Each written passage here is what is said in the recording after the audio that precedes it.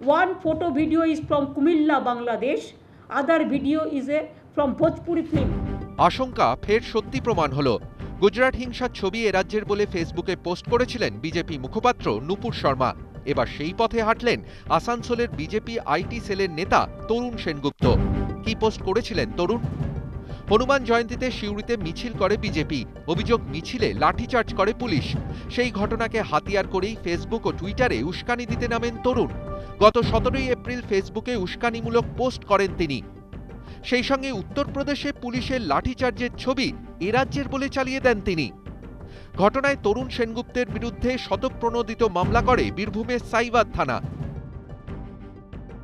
বীরভূমের সাইবাদ থানা মামলাটি সিআইডিকে দেয়। সিআইডি জানতে পারে যে দুই পুলিশ কর্তার নাম তরুণের পোস্টে রয়েছে, তারা সে সময় কলকাতায়।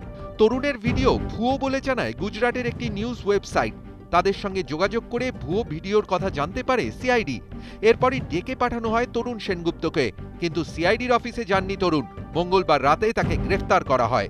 বিভিন্ন রকমের অ্যালার্মিং মন্তব্য করা, এটার বিরুদ্ধে একটা কেস স্টার্ট হয়েছে সিউড়ি পুলিশের আন্ডারে, সেটা সিআইডি ইনভেস্টিগেট করছে। অবজেকশন জানিয়েছি এবং জোরালো সওয়াল করেছি যে অভিযোগটা করা হচ্ছে এবং যে ধারাগুলো এই কেসে বসানো হয়েছে সেটা প্রযোজ্য নয়।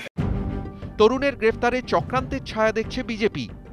রাজনৈতিক প্রতিহিংসা, রাজনৈতিক ষড়যন্ত্র, বিজেপি কর্মীদেরকে মিথ্যা মামলায় ফাঁসানোর একটা জ্বলন্ত উদাহরণ।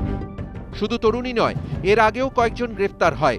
ভুয়ো ছবি পোস্ট করায় সোনারপুর থেকে ধৃত ভবতোষ ভট্টাচার্য নামে এক ব্যক্তি।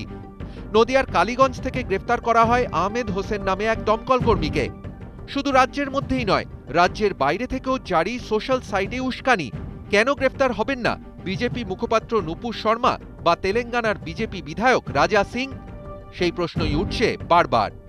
Bureau report, ETV news Bangla.